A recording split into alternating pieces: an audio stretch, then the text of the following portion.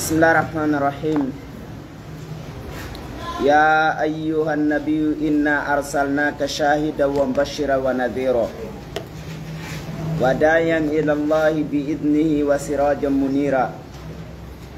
wa basyiril mu'minina bi anna lahum minallahi fadlan kabira wa la tuti'il kafirina wal munafiqina wa da'adahum wa tawakkal 'ala Allah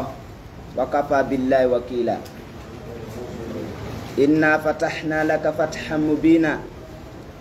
liyaghfira laka Allahu ma taqaddama min dhanbika wa ma ta'akhkhar wa yutimma ni'matahu 'alaika wa yahdiyaka siratan mustaqima. Alhamdulillahi alladhi anzala 'ala 'abdihi al-kitaba wa lam yaj'al lahu 'iwajan qayyima. Wassalatu wassalam ala sayyidina Muhammad alladhi haraba al-batila wa ayyada al-haqqa wa tamasa ar-radha'ila wa ahya al-fadha'ila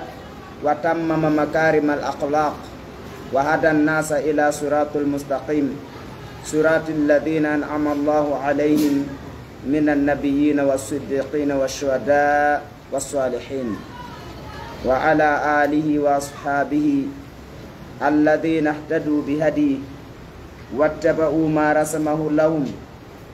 fadanat lahumul muluk wa khada'at lihaibatihimul umam. Amma ba'du, fahadha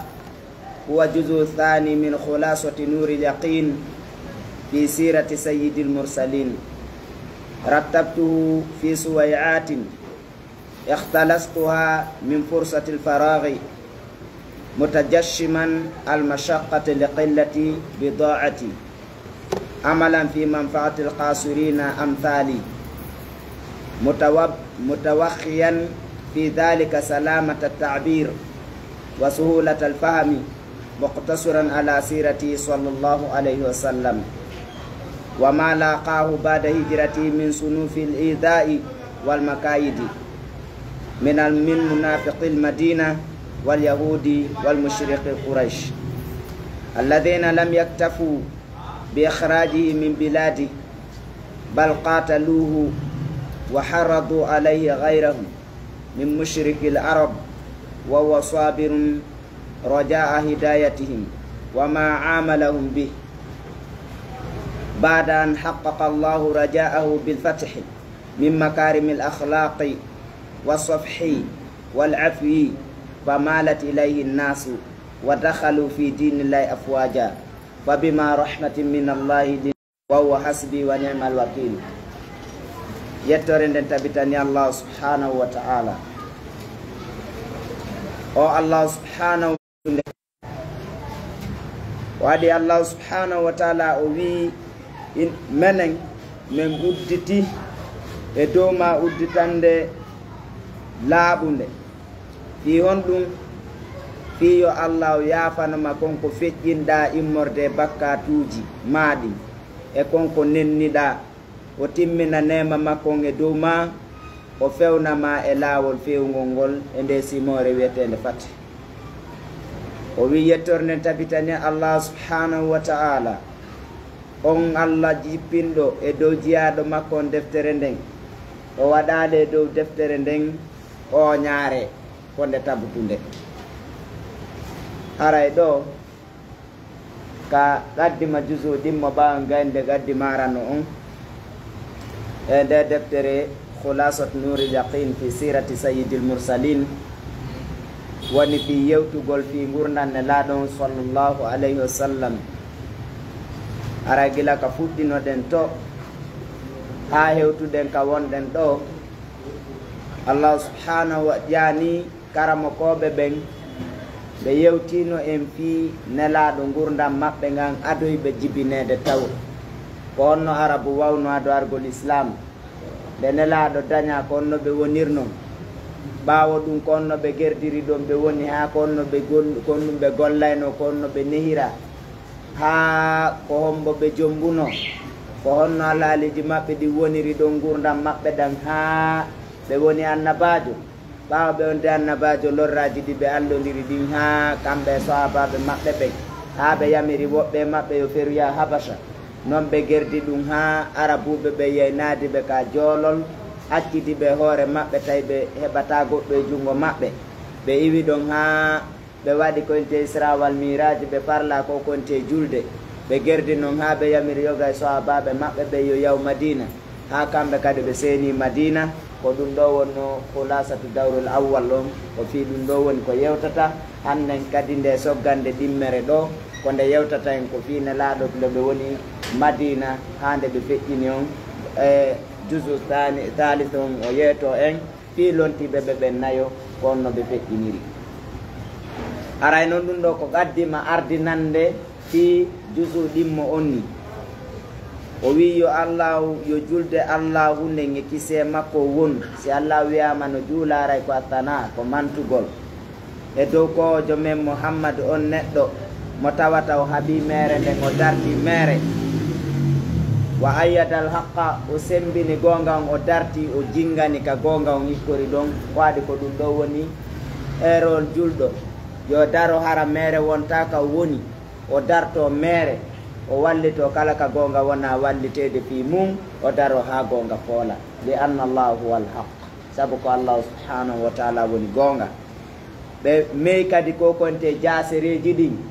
piiji jasereji ɗi ɓe waɗayno kañum yimɓe ɓen ɓe wurniti ɓure ɗen ɓe waɗi ha tawi joni a yiyayno neɗɗo wiyanoɗo no jasina o jasinira fi ko maccuɗo goɗɗo o jasinirano fi o ala leñol moƴƴugol o jasinirano fi tawde o ala jawdi allahu subhanahu wa taala gila nelno nela ɗon ɓe watti ɓantude ɓe wiyanoɓe no jaasi ɓen ɓe ɓantori dow saabu islam on hari koɓe faala en hollude goɗɗo teddirta leñol goɗɗo teddirta jawdi goɗɗo ko teddirta ko saabu ko huuli allahu subhanahu wa taala ko ngedewal makko ngal o waɗani allahu subhanahu wa taala ko wano noon kadi ɓe timminiri jikkuji moƴƴuɗi ɗin ɓe arnoɓe tawi jikkuji no wadde ɗon kala jikkuji ɗi tata ko moƴƴi wallitotonoɗi toñaɓe jikkuji jokkunoɗi soobe ɓe dari ɓe timmini ɗin ɗon ɓe ittano ɗi ɓe fewni yimɓe ɓen ɓe tindini ɓe faade laawol fewngol ngol laawol homɓe ɓen ɓe allahu subhanahu wa taala nemini gila e annabaɓe e gongimɓe e yamɓe shahid e yimɓe moƴƴuɓe ɓen ɓeɗo nelaɗo tindini ɓe e laawol ɓeɗo ngol haray enen ka janngugol men siraw koyo allah newnan en enen kadi wawen jokkude laawol ɓeɗo ngol o inni yo allah o juulu kadi o hisina e dow ɓeygure nelaɗo nden e sahabaɓe nelaɗo ɓen ɓen ɓe tawata ɓe fewirno peewal nelaɗo nga sallllahu alayhi wa sallam ɓe jokki nelaɗo taɓande ɓe jaɓali lundade nelaɗo jandu kum fanɗu kum ɓe wakkili ɓaɗi ko nelaɗo wi kon ɓe jokki ko nelaɗo waɗani ɓe windani ɓe ɓe jankinani ma yankinaniɓe ko konte lamɓe ɓen fof e aduna on yawno ha laamuji buy naati ka islam yankini kadi saabu jikkuji maɓɓe ɗi moftali ɗin fof yankinani dina nelaɗo kan sallllahu alayhi wa sallam amma badu ɓaw ɗum ɗo ɓawde addinande ɗo hannen kadi si woni amma badu ko ɗum ɗo ɓen tafassul al khitab sendugol yewtore ɗa ɓe yewti hannen kadi ɓe manti allahu subhanahu wa ta'ala ɓe yewti fi nelaɗo ɓe duwanike nelaɗon alayhi salatu wassalam hannen kadi ɓe yetade on o jusu thani ɗo ko honno ɓe windirimo ko fiyon ɗum ɓe windanimo ɓe maki fa hada nde ɗo huwa jusu thani ko ɗum ɗo woni jusu ɗimmo on min khulasati nuri yaqin fi sirati sayyidil mursalin ko jusu ɗimmo on ni ɓe maki rattabtuhu fi suway'atin mi yoɓɓidiri oɗo e saywo suway'at ko ismu tawsir sa'a saywoy fanɓukoy siɗe faala wiyen ihtabastuha ma ihtalastuha min fursati lfaragi koye tata mi jilike ɗum e saywoy an koye tata elan mari tan ɗon kam hettani hoore am mi ala programme ɗon ibtalasa ko wujjugol hunde no wawa si ɓe woni ɓe ala programme jannugo ɓe récréation ɓe jatta ɗon tangum maɓɓe kum ɓe wawa windude nde deftere nde wonde janngude ɗo ɓe mutajashiman almashaqqa tawi wowi ɓe wonde sattede moranade fi on ɗum sattede nden woli qillate bidaati ko saabu fandugol maɓɓe marchandise um kum wo gandal ngal ɗuuɗirano ɓe ko ɗum wonnoɓe soñjude si ɓe windani e nde deftere allahu akbar wo amala yelagol fi manfaati l kasirin wo fi wallitagol ɓe raɓɓindiniɓe am taali wowɓe a maɓɓe hey ɗo wela yewtude ka wo andi woɓɓe no raɓɓindini ɓay fayda sira fo defte ɗen ko jallade ɗiɗi jallade tati jallade jeeɗiɗi jallade 15 jallade 20 jallade 50 ko fay siraje ɗen fof ko ni ɗe fota ɓe maki noon ɓay buyno raɓɓindini no e ɗeɓugol gandal tinna yiɗa janngugol tampa wo kamɓe kadi ɓay ɓe tinnaki kamɓe winduɓe ɓen kamɓe kay ɓe raɓɓindini ɓe darani wawɓe wano ɓe wayno ɓe windani ɓe nde deftere raɓɓudude ɗo hara wawa hen dadara sattanama ɗi ɓeɗo raɓɓindini ka ara enen kono wiyete ara enen ala ende ka ɓe maki mutawakhiyan tawmiɗo faandi fi dalika e ɗum ɗo salamata tabir hisugol taskagol ngol wasuulatal faami e newagol faamugol ngol ta a taskoto ɗo faama naforeji buy heɓa ɗum e ɗo hara no hisi ɓe suuɓi ha ɓe suuɓi ɗum ɗo tawi kadi hara kadi faamugol ngol no weeli fitano raɓɓiɗi ha ɓenni muqtasiran ala sirati sallllahu sallam raɓɓindinagol e siranelaɗon hara ɓe raɓɓindini ha wama laqaw e konko tawata ɓe fotti kamɓe nelaɗo bada hijrati ɓaawo fergu maɓɓe ngun min sunufil ida e noneji lorraji walmakayidi e sattindeji ma pewje min munafiqil madina immorde nafigiɓe ɓen madina wal yahude al yahudaɓe ɓen wa mushriqi qouraish e shirkoɓe qouraish o ande arde ɓe woni makka probléme moɓe mari fop ko kamɓe shirkoɓe ɓe nde ɓe yewtuno madina ko ɗon ɓe tawi nafigi ko ɗon ɓe tawi al yahud on tuma shirkoɓe ɓen kadi makka tawto ɓe ɗon kadi fay ɓe lorra kadi ɓeydi neɗɗo ko noon ɗa towirde no martaba ma on towirta no fottirta inconvénient e tampéril e sattedeji ko ɗum waɗi urwat bun soubayr ko wi no oya o wi allah ko jariborta neɗɗo ko embere gonɗinal makko ngo kono fotata o allah jariborami si gonɗinal ma ala few o jaribata komo fayda a wonayta ko nema tun ko ada hew talibi joni min kala ka jarribi goɗɗo li yabluwakum ayyukum ahsanu amala ko jarribortan ko ndaaru ɓurɗo moƴƴinde golle nde ɓe yewtuno madina naafigi ko madina wala ko ɗum waɗi kala aya yewtuɗo fi naafigijo hande ko madina o jippi ko créyani ɓe ɗum ko abdoullahi bnu ubay bun salul gañe nini ko ɗum waɗi yiɗugol ɓural yiɗugol wongol tun dow ala malore jarnaka few ɗum bonnanayi neɗɗo dina makko ko ɗum sinelaɗon alayhi salatu wassalam ɓe maki man tawado lillahi rafaullah kala jippitiɗo fe allah allah ɓantaymo kañum ɗum hara na an ɗaɓɓi ɓantagol koya jippito allah ɓantama sa ɗaɓɓi ɓantagol allah mimminama leydi ndi abdoullahi bnu ubay bun salul nde nelaɗon ɓattino senagol madina hari fewdo on tuma madina no faalamo lammiɓe o laamu ɓay noon nelaɗo hewti hande kadi natude islamu o wawata laamade nelaɗo islam hanaka goɗɗo laamoɗum ko islam laami fof julɗo e kefere ko ɗum hani islam ko wonno indépendant naawigo ko ɗum ɗo watta ɗum ɗo a watta hara ko mo anda o wowlanayma ɓay noon hewti nelaɗo on tawi ɗum ɗon ɓe firto laamagol abdoullahi bnu ubay bun salul ngol ɗum mettimo ha o konni nelaɗo o darti nelaɗo si ɓe wondi o feññinaymo gomɗinde si o pottitike o créé groupe añugol nelaɗo ko ɗum waɗi ɓe nayi annifaq ko izaharul yani islam wa ibtanul kufr ko feññingol kañum ko julɗo kono hara ko suuɗi ko wona julɗo yaga ko ɗo créé naafi yalti madina ɓe tawi ɗon alyahudaɓe ɓe madina hari ɓeyano teddini ɓe hiɓe waddidirde ɓe moƴƴina arme ɓe yeeyaɓe wano ɓe feraɓe one waɗirande ɗo ni hari ɓe waɗirande ɓe noon daññande nelaɗo ari ñippi guere on ɓen ɗon kadi ɓe haɗi ɓeeɓi o probléme ɗo on tuma qouraish kadi ɓay dogama iwi makka to shirkoɓe ɓe kamɓe kadi ɗaari madina kadi lorugol nelaɗo joni nelaɗo iwi probléme ji tati ɗum ɗo en janggay ɗum e nder o hulasa ɗo ɗiɗo fof en jangguira ɗum gotum gotum inchallah o wi alladina ɓem lam yaktafu bi ikhrajihi ɓe yondinorano yaltingol nelaɗo tum min biladi ka leydi mum ɓe Qurayshankoɓe ɓe yaltini nelaɗo Makka kaɓe darni ɗon kaɓe jibina ɗon kaɓe andi ɗon kaɓe wowi ɗon ka piiji maɓɓe won ɗon ɓe yaltiniɓe ɗon kono tawi ɓe hattali ɗon tum ɓe tawi ko ɓe yaltiɓe ɗon ɓe jokkaɓe kadi e ɗum ko tooñe ka ɓe jokki ɓe bal ko woni qataluhu ɓe haɓuno nelaɗo ay qataluhu fa'aluhu ay ɗo ɓe haɓuɓe ɓe waraɓe si ɓeyno qataluhu arayno ɓe warino ɓe qataluhu sendindiren qatala e qatala ɓe haɓu nelaɗo wa harradu ɓe lerɗini alayhi e dow haɓugol nelaɗo on hayran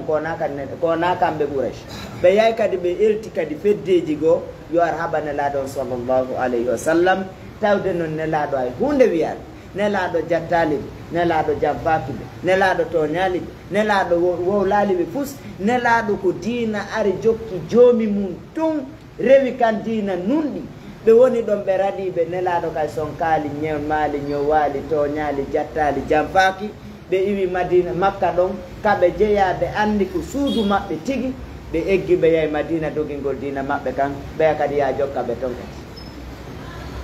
andi bonɗo toon noon haɓɓiti ko ɓe bone makko on kellane ka ko ɗum ɗon jokka ko ɗum waɗi sa jokki gonga ayayi ayni yimɓe ɓen no sabotude la si ɓe sabotal ma arana gonga jowtiɗa to arana gonga ko be tun ɗum waɗa ɗum no jeeya e sunna ka dina min mushrikil arab immorde shirkoɓe arab ɓeɓe yelti ɗum yo ɓe haɓu nelaɗo wawwata e nelaɗo sabirum ko muñiɓe nelaɗo tawi no muñe wori ɗum fof roja a tawi noon koɓe muñani ɗum ko tanjinagol hidayati fewgol maɓɓe tawi nelaɗo no tanjiniɓe feway nata islam ko ɗum ɓe muñani wama amalahum bihi e ko nelaɗo gollude maɓɓe badan haqqaqa llahu ɓaawo allahu hago guinde raja'ahu tamaw nelaɗon bil fati udditugol makka en janggay konno nelaɗo gollodirno e ɓe ko honno nelaɗo gollodirno e maɓɓe ɓaawo nelaɗo udditude makka tawi ndeñande ɓe mari doole si ɓe taƴi daade maɓɓe nden fof goɗɗo wowlata konno nelaɗo gollodiri e maɓɓe ɗum en janggay ɗum kadi ɗo min makarimil akhlaq immorde jikkuji timmuɗi wa safhi e ɓennagol moneji yaa feƴƴude siga ko waasi warnoɗo bappa maɓɓe on ko tata ɓe sunaki siga ɗum kono ɓe tawi ko ɓe ɓenno ɗum ɓe accimo ɗon mbawnati islam woni wiyete ɓennagol wal afu e yaafagol ko woni ko sendi a sofu wal afu fof ko yaafagol kono ɓennayi a sofun ko yaafagol ko alda e batte hara itti ɗum e ma few amma al afu ko yaafagol kono ara batte mum no ka ɓerde ko ɗa ɓuuri marde doole en faami famalat ilayhi nnasu yimɓe ɓen fof oñi yiilori e nelaɗo sallallah sallam naati islam wa dakhalu fi dinillahi afwaja ɓe naati ka dina allah on tawi koɓe dente dente jomme wi fabima rahmatin ko saabu yurmede min allahi ummorde ko allah lintalaw newaniɗaɓe walaw kuntara laatino fadda ñaaɗuɗo ghalidul qalbi ñanguɗo ɓernde lam fabdu min hawlika yimɓe ɓen fof wayno serama ko ɗum waɗi si nde neware nelaɗo sallallahu alayhi wa sallam ko saabu yurmede allah subhanahu wa ta'ala waɗi nelaɗo no newani ɗiɗi piiji ɗo fof kamɓe karama koɓe ɓen ɓe maaki fa as'alullaha miɗo toro allahu ay yaj'alaha nde watta nde deftere ɗo khalisatan hara ko laaɓande allahu subhanahu wa ta'ala na yingo naafi yomi mante ila wawi windude naafi atan hara kadi ko nafande julɓe ɓen ɓe gollitirande fa innahu no allah on awwalu mas'ulin ko kanko ni responsable jo ara noon wawwa kanko noon hasbi o yonilan wanimal wakil o yoni kadi yondinorteɗo holorteɗo Umar Abdul Jabbar woni ko kamɓe woni ko windi ɗum ɗo aray wa akhir dawana ni alhamdulillahi rabbil alamin noddin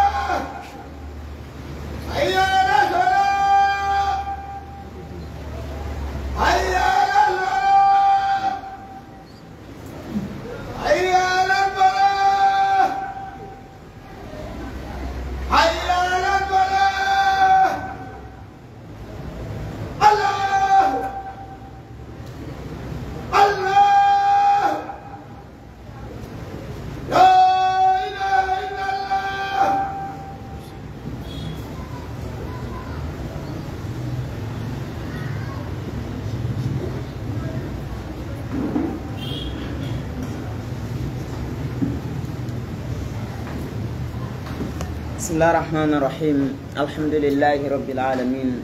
Wassalatu wassalam ala ashrafil anbiya wal mursalin nabiyina Muhammadin wa ala alihi wa ashabihi wa man tabi'ahum bi ihsanin ila yaumiddin. Wa ba'da, assalamu alaikum wa rahmatullahi wa barakatuh. Ara joni den jangude fiyo sahabajo teddude wiyeteɗo Rabi'atu bun Ka'bin radiyallahu anhu e yewtino hanki fi Rabi'a nokku kanelaɗon alayhi salatu wassalam noddunomo ɓe wi ko ayo Rabi'a, o wi naam, ɓe maki torolan goɗɗum mi okkama. O wi o miijiti seeɗa wiyawa nelaɗo nenna nelan fi yomi ndaaru ko on ɗum mi toroto on tuma mi humpitay on fi mum nelaɗo maki awa ellala. O wi wa kuntu mi laatino yawma idin nden ñande shabban komi suka faqiran baso la ahla li mi ala ɓe nguure wala mala mi ala jawdi wala sakana mi ala hoɗo. ono mari ko torete ka ko suka o ala ɓeygu, o ala mbuuɗu, o ala hoɗo. wiide ngari suudu maɓɓe ndu yani danki maɓɓe kin ko leydi ndi suddare nden ko koode de ko landaɗo yo toro kala ko faala. wiiden si koyne ŋaccita e ɗum hay marɓe magasin ɓen ko toroto kay ko mbuuɗi watta na koye baki kon de ko ay ko heɓi kon kadi ko mbuuɗi kadi. oɗo no ngala e fus piye memen no mawɓe makirta no kono ndaren ko toroto woni wa innama kuntu andun komi laatino aawi ko mewɗi ila suffatil masjidi ko ka suffa ka juulirde ko nokku ka nelaɗo wernayno miskinanɓe ɓe araynoɓe ka nelaɗo aray ɓe ari natugol islam ka tata alano ka ɓe wona ko ka juulirde ɓe walayno ko ɗon ɓe hoɗi ma amthali wondude yeruɓe am ɓen min fuqara il muslimina e miskinaɓe julɓe ɓen siga Abu Hurayra ko kamɓe hoɗuduno ɗo ko ɗo ɗe wonno ko ɓe hoɗi. o wi wa kana nasu yimɓe ɓe laatino ke yad'unana hiɓe noddaynomen ɓe tuyufil islam hiɓe wiya men ko hoɓɓe islam ɓenni ko ari ka juulirde ɓe hoɗi ko arɗo naati islam ala ka wona ya wala ka nder juulirde ko ɗum ɓe noddaynoɓe. ɓe maki fayda ata ahadum minal muslimina si julɗo goto addi bi sadaqatin sadaqa ila rasulillahi sallllahu alayhi wa sallam ka nelaɗo ba'atha biha nelaɗo jonnay on sadaka kulliha fof makko ilayna faade am. andi ɓayɓe nafata ko sadaka. si woni no goɗɗo addaniɓe sadaka nelaɗo ƴettay ɗum fof naɓa jonna. nelaɗon alayhi salatu wassalam ñentigol nelaɗo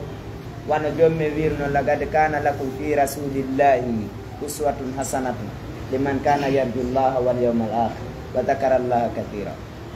nelaɗo ko ñentintonɓe kon kala ngal darɗa ndaare ɗo nelaɗo ɓe ala buti, ɓe ala ngesa, ɓe ala jawdi, kono hoore ɗum ɓe añana hay goto. hiɓe wakkili kadi heɓude kadi baraji dépense ude. ndaare si goɗɗo addaniɓe sadaka ko ɗum ɓe woni profitude ɓe heɓora baraji ɗon kadi ɓe mana ɓe ƴetta ɓe jonna ɓen ɗon kadi ɓeɓa baraji konko ɓe dépense yimɓe yaha ɓedde capanɗe jeetal fiyota islam. woɓɓe no mari jawdi waɗi étage ko kañum tumoɗi tawiɓe ɗo ɓennanono miiɗa sojo ngo ori dargal ko fof fottoyta ɗon hay malayka taweta e jinna na ɗum préparan ɗo hoorema sayda sojo par ce que so anti naati aljanna sojo ala ɗon galle magi no janɗiya siko ka yiite ko ukkidirgol ko aɗi no yiite ngen heeway ka si nge heewi ay ɓay ɗon espace ka wona heɓata ɗo sojo fof no wullude yiite ngen kombo no wulta hombo deƴƴi nder ɗo hombo ɗanota wiyawa jemma ɓuttay ɗo ka yiite fof no haatude mo ɓe no haatude hattirde haatugol ndaara si ɓuttay ka aljanna sa naati place ma on no yaaji ananta e fus fof no reɗi ko honɗum sa yiɗa sojo aɗi ɗaɓɓa aljanna sella ɗaɓɓugol yiite. aljanna le koye borta no jeeya mum dépense ugol okkorgol ñamete nde allah subhanahu wa taala nde landino ɓeya ma salakakum fi saqar kono ɓeyni qalu lam nakum minal musallin wa lam nakum nut'imul miskin. no jeeya ko haɗi ɓe naata aljanna on ɗum angal ñammingol miskin ka no jeeya ɓe jommen o wi yiite sa sansani a juulata a jangata a watta ko moƴƴi a feewa naati ɗo wosi ko debbo jana ma mbuuɗi harmu iɗa faala noon kadi ayɗa sooƴo ɗa suti yiite si tawi essence a na joren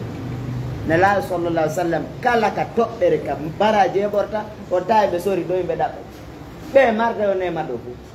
kala ka darirɗa Nelaaɗo ala damal ka darita Nelaaɗo ronka yiide nemɓe yaata kala famani umarare o landimo umar andintini maayo on Nelaaɗo yatto en Nelaaɗo andintini elango yaya ɓe daarimo tum ɓenni a weela Abu Hurayra man yaye daare si goɗɗuno ka suudu ɓe yaytawi ɓe nelda tasum kosam iɓe mari ɓey nguure sonnaɓe sappo e koko annduɗon golloɓe fof koni ka maɓɓe neeteɓe no waɗi coggal ton tawti ɓe to ɓenni Abu Hurayra yawnoddanami ala sufa yo ɓe ata capanɗe jeeta Abu Hurayra pappiti gite no sikka ko kañum o korte kalɗon tuɓɓo ɓeɗo fof noddama andi ko on ɗum ɓe faala kadi ekkutude onti ittugol dereraku itta few e ma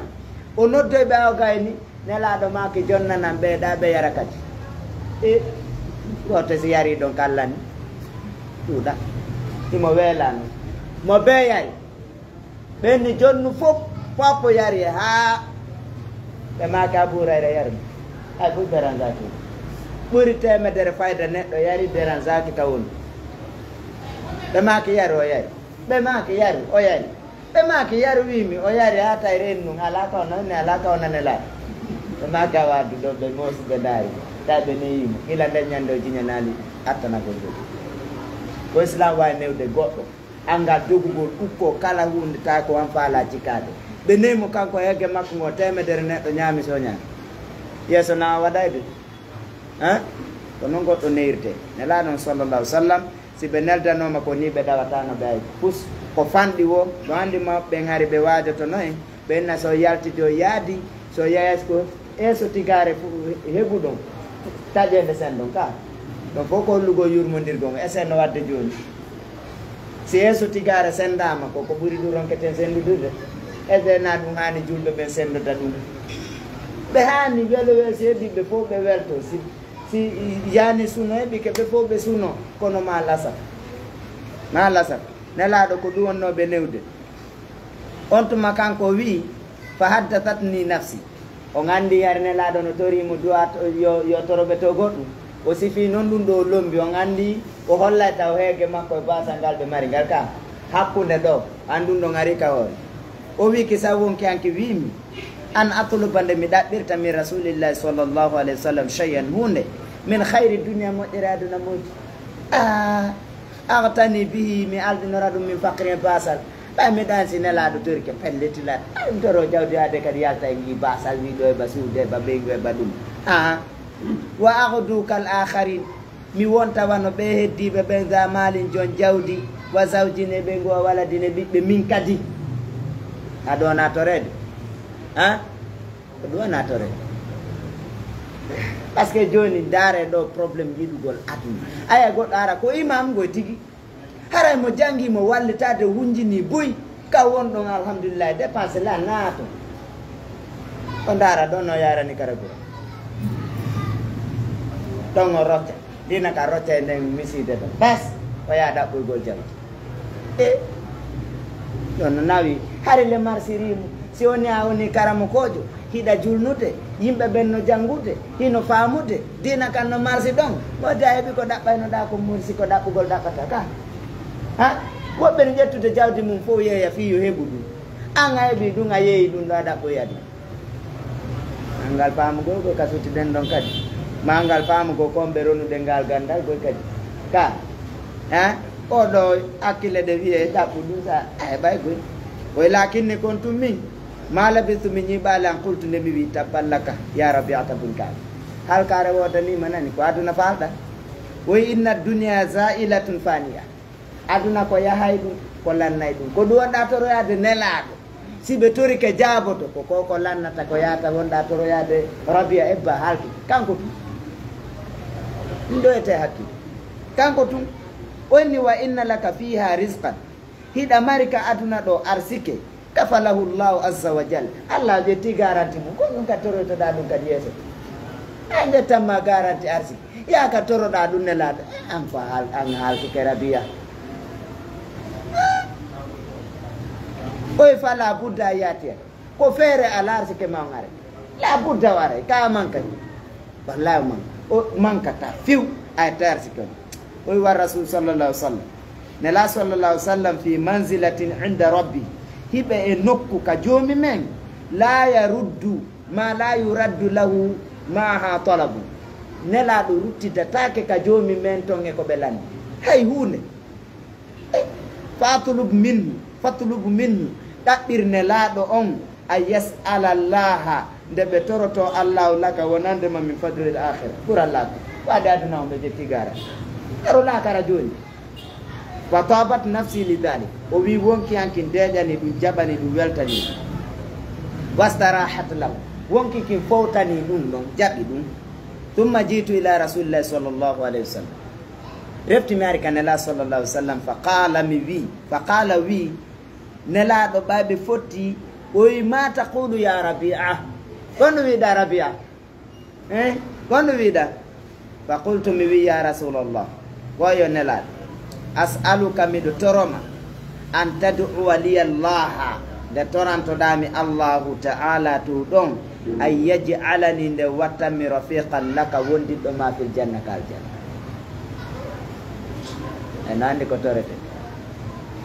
enandi ko torete wallahi be maya ila onde o ma dubi wulure ko fay ma yinu si ko aduna da uno lanni ko dum woni hakkille ko dum do nafata fa qala sallallahu alaihi wasallam nela do tay ko torino jandi nela do maki man awsaka bidali mo wasima do jandi de abay ko mi day torata dum wondu ko lengal janna ko mbalam fa qultu mi wi la hay goto wallahi mi wondire Allah ma awsani bi ahaduna goto wasiyat walakinnaka kuntum an hina qultali sanga wino dami salni landolam rote kami okkama haddathatni nafsi wonki anki wimmi an as'alaka shay'an de mi toroto ma hunde min khayri dunya e moƴƴeraɓe ko ɗum wonki kin hollu noon tumma refti ma labitu mi ñiɓaali an huditu nde mi fewnira ila itharil baqiya nde mi suɓoto ko heddoto kon alal fani a dow ko lannata ko wallah ɗimo laaɓa nano heddi ton lannay aduna lannanimo kanko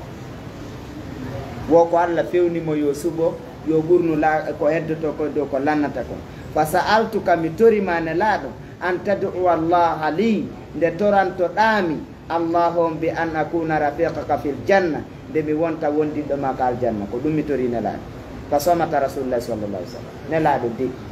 o duwa ɗo no mbiya wande nen ko Allah naado e aljanna amin oɗo noon koyo wondu e nelaɗo wa nelaɗo ay ɗo no jandi dey nelaɗo deƴƴi to wilan ko juuti kamɓe nelaɗo tumma qala efti ɓe maki kadi awa gayru dalika ya rabbiya ene ala ɓur ɗum ɗo ala goɗɗum go ko toro ɗarana ɗum ɗo par ce que noodi na duwa on to natta aljanna en aray go yigol ɗo argol ɗo te ay Allah naado e aljanna amin guja ɗo ha gaya huɓɓina musique um heɗito Allah naado e aljanna firdaus amin wujo ɗo ha gaynaya huɓɓina gongol fiima nelaɗo so yimɓe insiste o duwa rabia ɓe insiste o ndaare si ɓay nelaɗo de siɓe duyke laatto ndaaren siɓe duyke o holla en gol goɗɗum sikka ɗo ko toragol duwa tum menen kay yo Allah fewnumen o yarata ka feweteno awa yiyay ɗo fa qultu mi wi kalla ya rasulallah wallahi o nelaɗo fama adilu bima sa'altuka shay'an mi wawata ɓenurde komi tori on ko hay hunde nelaɗo la gara wondugolle men mi wawata nelaɗo ala ko fotanimɓe par ce que ɓe faala andude est ce que mo waɗi tardide mum koɓe faalamo wowlande kon ɓe faalande siko gonga makko toriɗo ay si goɗɗo ari wima ɗo walle lammiya ko jiño faaliraɗa yawgo ka a faala yaade ka duwa ka landade ɗum si jonnamo jawdi mani ha ko jiño nu ko min faala dandi yaadu dande par ce que a jonnaymo jawdi kono yawgo ngol na yaad ka ko ɓe lantoɗa ko ɗum wat si nelaɗo no landitade fa qala nelaɗo maki ay nen ɗo dey duwa wana Allah waɗa ɗo wondi ɗon kaljanna ɓe duwanade mo nani ette duwa o ettoɗen mo moƴƴa o ko maalu shahide men on fayda e deftere nde o wi idan nelaɗo maki idan a inni wallitoran joni ala nafsika e wonki maki bi katrate sujudi ɗuɗɗingol juulu ko duwa on joni ɗuɗu juulgol tafoto amen fotoron mbaari jemma immo juula ñalorma juula juula juula juula jokku juulugol tinno juulugol wakkilo juulugol sa waɗi ɗum a fawtaki on tuma min kam mi toroto Allah waɗa e wondiɓe ka aljanna andagoy sen famude ɗum goye taw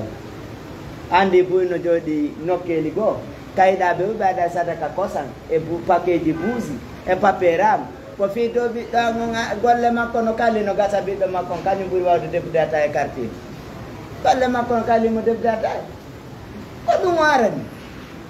he ko yaaɓe madina ɓen ko ɓen duwantoɗen Allah ɗumanna kono argol dawate fata ko wallay arsi kam koyani wo ko goɗɗonta en sodon ɗon kal service o e ɗiɗo ko arsi kam ta en sikka mo juulata natal den o yiyal nelaɗo ko makano duwa on wakkilo juulgol dey awa joni fawtere ala rabia a tirini fawtere min falɗa on ɗoy gol par ce que o yiiɓe wondi ɓen ɓe waala juul kamɓe noon aljanna maɓɓe no tabiti ɓe waala julde fawtere ala ɓe hoora ɓe waɗa moƴƴereji awa an kadi hakkonirama ɓay ko aljanna falɗa wakkilo juula e si goɗɗo ni toranemi men ka peewal addoremo ɗo hocca deftere tororoɗen ɗo a wakkile rewtagol ngol de on peewa e joni kana ɗum ɗo ni ngollude ko ɗum ɗon ni fa jaaltu o wi mi wattani ada abu miɗo naata fil ibadate dewal o naatani o woni e dewal ɗum joni tawi o ala golle sina fayda juulugol tun li ahda fiyomi keɓor bi morafaqati rasulillahi sallallah alih w sallam wondogol nela sallallah alih w sallam fil janna ka aljanna kama haditu wano mi wondi mi geɓori noon ɓe hidmati gollal ngolɓe wa suufate wondugol e maɓɓe fi duniya kaɗum ko ɗum ɗo hande kadi o fawtake gollugol ngol wa akhir dawanani alhamdulillahi rabbil alamin